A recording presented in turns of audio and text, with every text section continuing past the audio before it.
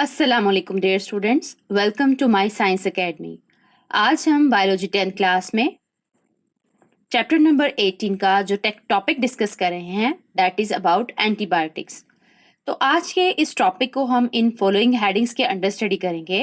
What are antibiotics, classification of antibiotics, how do they work, their uses and antibiotic resistance.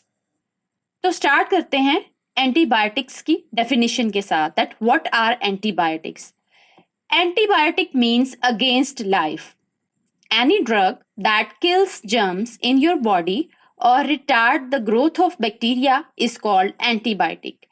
ऐसी तमाम drugs जिनको body में किसी भी किस्म के इन्फेक्शन को ट्रीट करने के लिए यूज किया जाता है और बैक्टीरिया को किल करने के लिए या उसकी ग्रोथ को रोकने के लिए यूज किया जाए, उन्हें एंटीबायोटिक्स बोला जाता है। एंटीबायोटिक्स को एंटीबैक्टीरियल भी बोला जाता है because antibiotics help stop bacterial infections by keeping them from कॉपिंग themselves और रिप्रोड्यूसिंग।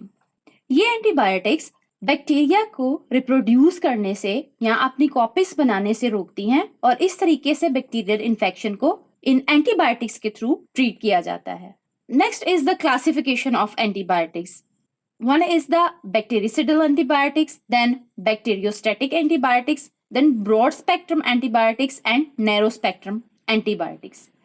First of all देखते हैं what are bactericidal antibiotics. Bactericidal means they kill bacteria. Cidal here means to kill. ऐसी antibiotics जिन्हें bacteria को किल करने के लिए use किया जाता है उन्हें बैक्टीरिसिडल एंटीबायोटिक्स बोलते हैं। They are used to treat many different bacterial infections. Second type is bacteriostatic antibiotics. Static here means to stop. These antibiotics work by stopping bacterial growth. Bacteriostatic antibiotics ऐसी antibiotics होती हैं जो कि बैक्टीरिया को grow करने से रोकती हैं। Further two types are broad spectrum and narrow spectrum antibiotics. Broad spectrum antibiotics are those antibiotics which are used to treat a wide range of infections. Right, broad spectrum antibiotics को बहुत सारे different kind के bacterial infections को treat करने के लिए use किया जा सकता है। While narrow spectrum antibiotics, these antibiotics are only effective against a few type of bacteria. Narrow spectrum antibiotics को just few type of bacteria को ही यानी स्पेसिफिक टाइप ऑफ बैक्टीरिया को ही ट्रीट करने के लिए यूज किया जाता है। Then next three major groups of antibiotics जो आज हम देखेंगे, these are cephalosporin, tetracycline, sulfadrex और sulfonamides. Let us see what are cephalosporin. These antibiotics are bactericidal as they interfere with the synthesis of bacterial cell wall. Cephalosporin antibiotics ऐसी antibiotics होती हैं जो कि बैक्टीरिया को किल करती हैं। किस तरह से किल करती हैं? ये बैक्टीरिया की सेल वॉल की सिंथेसिस को रोकती हैं उसके साथ इंटरफेयर करके। ये एंटीबायोटिक्स को किस लिए यूज किया जाता है? To treat pneumonia, sore throat, tonsils and bronchitis. Means जितने भी रेस्पिरेटरी ट्रैक से रिलेटेड प्रॉब्लम्स हैं या डिजीजेज हैं उनको ट्रीट करने के लिए या उन इन्फेक्शंस को कंट्रोल करने के लिए सेफलोस्पोरिन एंटीबायोटिक्स को यूज किया जाता है। Next is the tetracyclines. These are broad-spectrum bacteriostatic antibiotics and inhibit the bacterial protein synthesis. Tetracyclines ऐसी antibiotics होती हैं जो कि broad-spectrum bacteriostatic antibiotics हैं। Means different types of variety of bacterial infections को इनके through treat किया जाता है। And bacteriostatic here means कि ये बैक्टीरिया को grow करने से रोकती हैं। किस तरह से? By inhibiting the bacterial protein synthesis means bacteria को प्रोटीन को सिंथेसाइज करने से रोकती हैं जिसके थ्रू बैक्टीरिया की ग्रोथ रुक जाती है। क्या यूजेस हैं इन एंटीबायोटिक्स को ट्रीट करने के लिए? रेस्पिरेटरी ट्रैक में होने वाले इन्फेक्शंस को, यूरिनरी ट्रैक में होने वाले इन्फेक्शंस को, इंटेस्टाइन में होने वाले इन्फेक्शंस को ट्रीट किया जाता है। But there are some precautions. These are not used in children under age of 8 and during the period of tooth development. ये एंटीबायोटिक्स को 8 साल से कम उम्र के बच्चों के लिए यूज नहीं किया जाता या वो वाला टाइम पीरियड जिसमें बच्चों के टूथ डेवलपमेंट हो रही होती है उस टाइम पे इन टेट्रासाइक्लिन एंटीबायोटिक्स को यूज नहीं किया जा सकता। Next are the sulfur drugs or sulfonamides. These are broad spectrum bacteriostatic synthetic antibiotics. They inhibit the folic acid synthesis in bacteria. Sulphur drugs और सल्फोनामाइड्स जो हैं ये ऐसी एंटीबायोटिक्स हैं जो कि सिंथेटिक एंटीबायोटिक्स है. सिंथेटिक हेयर मीन्स कि ये एंटीबायोटिक्स को मैन मेड केमिकल्स के थ्रू सिंथेसाइज किया जाता है. ये एंटीबायोटिक्स बैक्टीरियोस्टेटिक होती हैं, मीन्स बैक्टीरिया की ग्रोथ को जाके इनहिबिट करती हैं, because they inhibit the folic acid synthesis in bacteria. ये एंटीबायोटिक्स बैक्टीरिया में फॉलिक एसिड की सिंथेसिस को रोक देती हैं. फॉलिक एसिड जो कि हम ह्यूमन बींग्स में एज अ विटामिन होता है और हम अपने सेल्स के थ्रू इनको एब्जॉर्ब कर सकते हैं, जबकि बैक्टीरिया में सेल वाल होने की वजह से बैक्टीरिया के सेल्स इसको एब्जॉर्ब नहीं कर सकते और बैक्टीरिया को ये फॉलिक एसिड खुद से सिंथेसाइज करना पड़ता है. और अगर इस फॉलिक एसिड की सिंथेसिस को इनहिबिट कर दिया जाए तो इससे बैक्टीरिया की ग्रोथ रुक जाती है. So in this way sulphur drugs और सल्फोनामाइड्स को एंटीबायोटिक्स को यूज करके बैक्टीरिया की ग्रोथ को रोका जा सकता है. अब यूजेस इसके कहाँ से कौन कौन से हैं? These are use to treat pneumonia and urinary tract infections. Next देखते हैं what is antibiotic resistance. It means bacteria are capable of developing resistance to the antibiotics.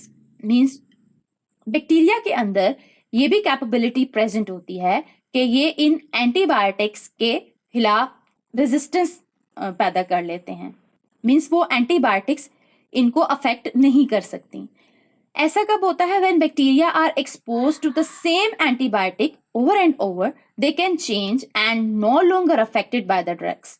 जब बार बार एक ही तरह की एंटीबायोटिक को यूज किया जाता है किसी इन्फेक्शन को, बैक्टीरियल इन्फेक्शन को ट्रीट करने के लिए, तो बैक्टीरिया उसके अगेंस्ट रेजिस्टेंस जनरेट कर लेते हैं और फिर ऐसी ड्रग्स या एंटीबायोटिक्स उन बैक्टीरिया पे कोई अफेक्ट नहीं कर सकती.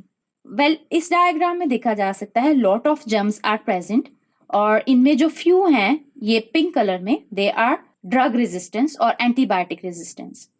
Antibiotics kill bacteria causing the illness as well as good bacteria protecting the body from the infection. Antibiotic क्या करती हैं? ऐसे तमाम बैक्टीरिया को किल कर देती हैं जो कि डिजीज कॉज कर रहे हैं और समटाइम्स बहुत सारे जो गुड बैक्टीरिया हैं वो भी इस एंटीबायोटिक की वजह से किल हो जाते हैं. The drug resistant bacteria are now allowed to grow and take over. जबकि ये पिंक कलर में जो बैक्टीरिया यहाँ डायग्राम में शो किए जा रहे हैं, दे आर ड्रग रेजिस्टेंट और एंटीबायोटिक रेजिस्टेंट.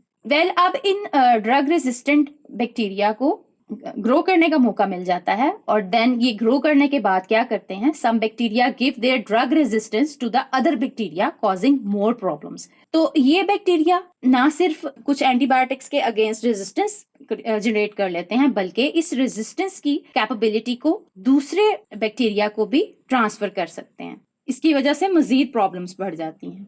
नेक्स्ट देखते हैं by which ways bacteria generate resistance.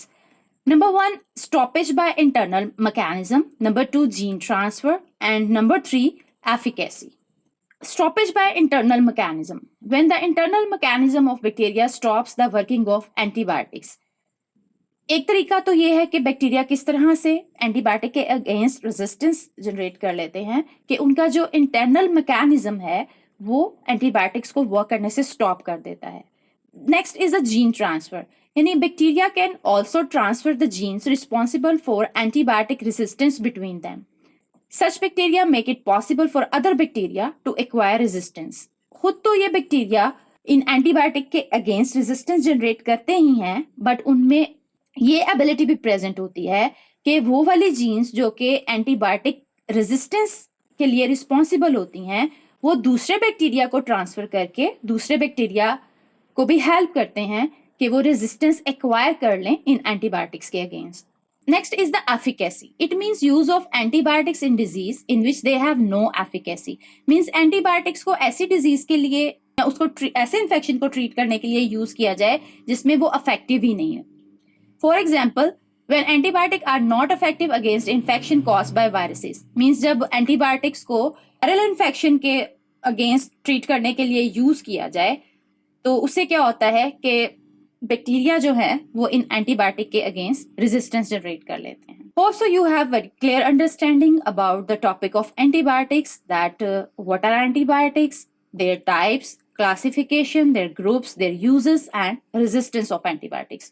تو ملتے ہیں نیکسٹ لیکچر میں نیکسٹ ٹاپک کے ساتھ. جانے سے پہلے اگر آپ ہمارے چینل پر نئے ہیں اور اب تک چینل کو سبسکرائب نہیں کیا ہے تو چینل کو سبسکرائب کرنا اور بیل آئیکن کو پریس کرنا مت بھولیے گا تاکہ آپ کو ہمارے آنے والے نئے لیکچرز کے بارے میں الرٹس ملتے رہیں. Thank you.